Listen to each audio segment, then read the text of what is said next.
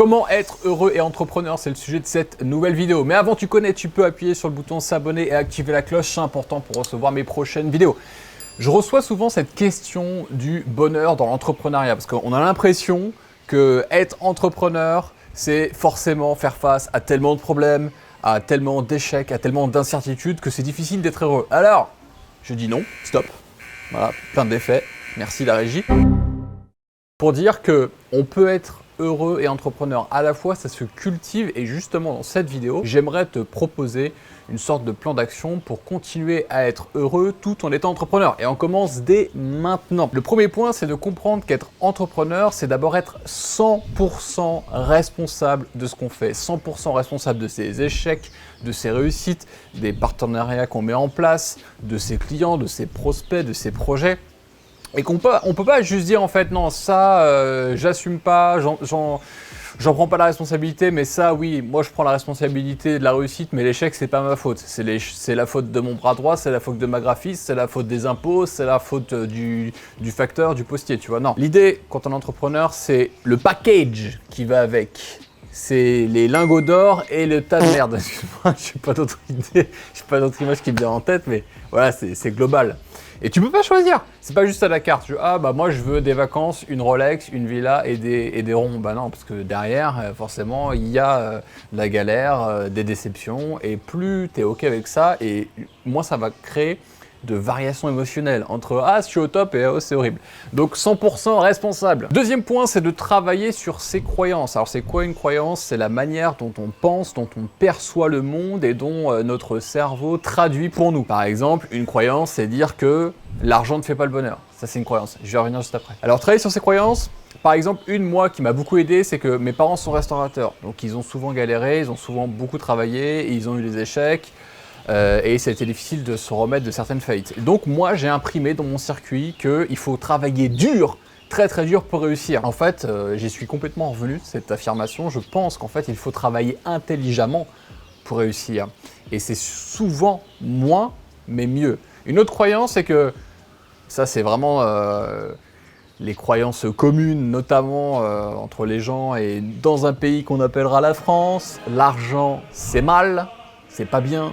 Ça corrompt les gens, versus, moi ce que je pense, c'est que l'argent en fait c'est juste une énergie et que tu peux bien l'utiliser, mal l'utiliser, c'est comme un marteau, c'est un outil, tu peux défoncer quelqu'un avec ou tu peux planter un clou et construire une maison. L'argent en fait, c'est juste ce que tu vas en faire, c'est ni bon, ni mal, ni mauvais, c'est toi qui gères et à partir du moment où tu enlèves cette énergie de jugement autour de l'argent, ça te permet d'en rentrer beaucoup plus et d'être beaucoup plus à l'aise avec. Une autre croyance par exemple que je t'invite à travailler, c'est être riche, ça ne veut pas forcément dire d'être méchant. Ça ne veut pas dire être méchant, parce qu'on voit toujours le méchant riche dans les films, tu sais, où c'est toujours un multimilliardaire qui a rendu les gens pauvres et tué plein de gens parce qu'il est très riche, il est très méchant. Et en fait, c'est exactement la même chose que de penser qu'être pauvre veut forcément dire être gentil. En fait, il y a des pauvres qui sont des gros et il y a des riches qui sont très gentils, et inversement. Mais il faut surtout pas se dire l'argent c'est le mal, les riches sont de mauvaises personnes, parce que c'est le meilleur moyen de rester pauvre toute ta vie, parce que forcément tu veux pas devenir un connard. Donc si les riches sont les salauds, tu veux pas devenir un salaud, donc tu feras tout dans ta vie pour devenir un salaud, donc rester pauvre. Pareil pour la pauvreté, ça rend ni bon ni mauvais, ni forcément humble d'ailleurs. C'est juste que c'est une situation qu'il vaut mieux éviter. Moi, j'ai eu les deux, j'ai vécu les deux pans et je peux te dire qu'avoir de l'argent, c'est mieux. Voilà, pour la synthèse. Et surtout, on dit l'argent ne fait pas le bonheur. Alors, ça rend pas malheureux non plus. C'est pas parce que tu touches un chèque à 5 chiffres ou à 6 chiffres que tout d'un coup tu vas déprimer. C'est faux. Et si l'argent ne fait pas le bonheur, la pauvreté non plus. Je t'invite à réfléchir là-dessus. Troisième point pour être heureux et entrepreneur, eh bien, c'est de trouver un équilibre de vie à la fois professionnel et personnel.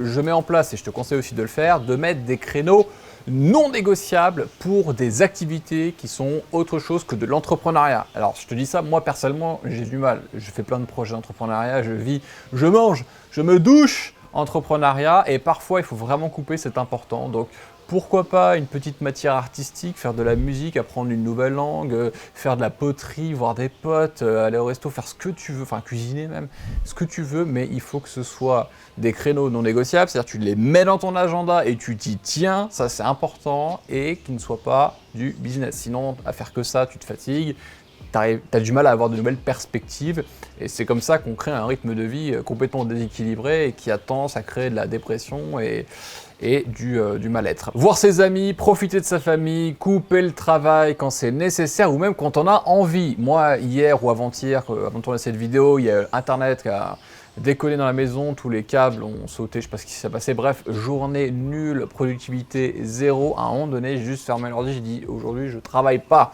Puis après, je l'ai réouvert, j'ai regardé un manga. Et oui, c'est ça aussi. S'accorder des pauses, c'est important. Je sais pas si tu as vu, mais ça n'a aucun rapport avec ce que je viens de te dire, mais Moomin squatte depuis le début de cette vidéo. Donc voilà, elle est venue nous faire un coucou, ça faisait longtemps qu'elle n'était pas là, donc on en profite, on la laisse ici. Quatrième point, le conseil de base, mais qui est toujours aussi efficace à chaque fois que j'ai pas appliqué ce conseil, je l'ai toujours regretté, prendre soin de soi, faire du sport, surveiller son alimentation.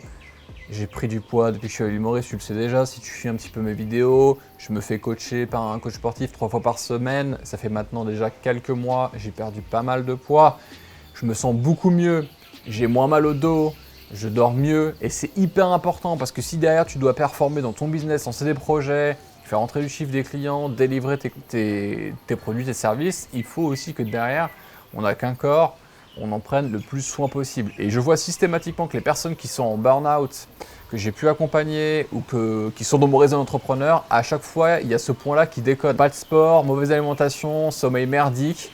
Et je rajouterai par-dessus des conseils que tu peux mettre en place facilement, c'est la méditation avec l'application Headspace que j'utilise pour méditer le soir. C'est très simple, c'est hyper agréable à suivre. Et tu as plein de thématiques, motivation, dépression, ou même des trucs tout simples, sommeil. Tu as plein de thématiques en fait, sur lesquelles tu peux travailler stress, anxiété, etc. Et un petit conseil aussi perso de pourquoi pas de temps en temps, surtout quand tu arrives à un certain âge dans la vie, que tu commences à avoir plein de responsabilités, entrepreneur, papa, maman, mari, femme, etc.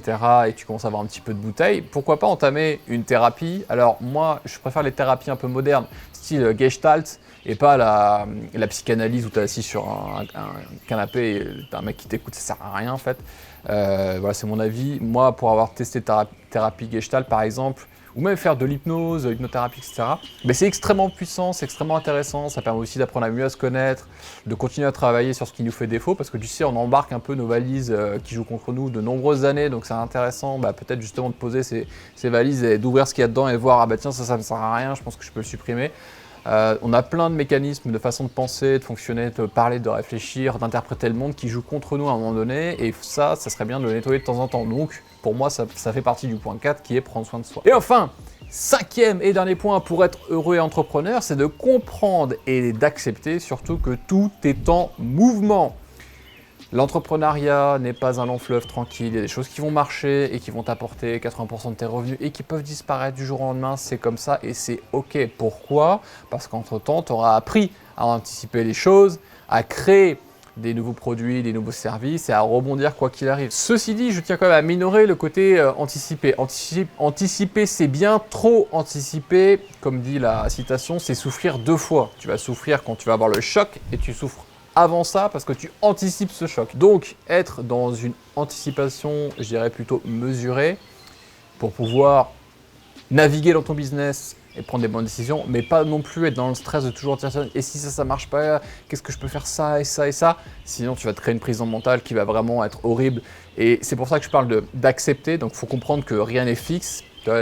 Toute notre vie, on passe notre temps à évoluer, et les choses avancent, nous-mêmes on vieillit, on voit les choses différemment, et de se dire que plus tu vas lâcher prise sur le fait que le monde est en mouvement et ton business est en mouvement, et mieux ça va se passer, et plus tu vas t'adapter. D'ailleurs, j'aime bien cette définition de l'intelligence, c'est ma préférée.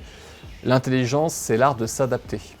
Et là, ça t'a réveillé, tu vois. Ça t'intéresse, parce que depuis tout à l'heure, ce que je te dis, ça t'intéresse pas au final. On va les frère. Et pour finir, pour intéresser encore plus Moomin, juste 2-3 petits points là-dessus, c'est lâcher prise donc sur certains projets ou produits qui marchent plus ou qui marchent pas comme prévu, d'accepter de se remettre en question très souvent et d'écouter son équipe, de rester agile, mais de suivre une ligne directrice pas non plus de sauter d'une opportunité à une autre et d'être la victime du syndrome de l'objet brillant. Voilà pour ça. Si tu as des questions, tu peux me laisser une question juste en dessous. Je me ferai un plaisir de te répondre. Pour aller plus loin, tu sais qu'on peut t'accompagner à lancer ton business sur Internet ou à scaler justement cette activité. Si tu es coach, expert, consultant, formateur, il y a une conférence en ligne qui est accessible en fiche ou en lien de description juste en dessous. Et tu peux aussi prendre un entretien téléphonique avec mon équipe pour savoir comment on peut t'accompagner. Donc la conférence en ligne, l'entretien téléphonique, tu choisis et nous on sera là pour t'aider et t'accompagner. Je te remercie et je te dis à très bientôt. Ciao.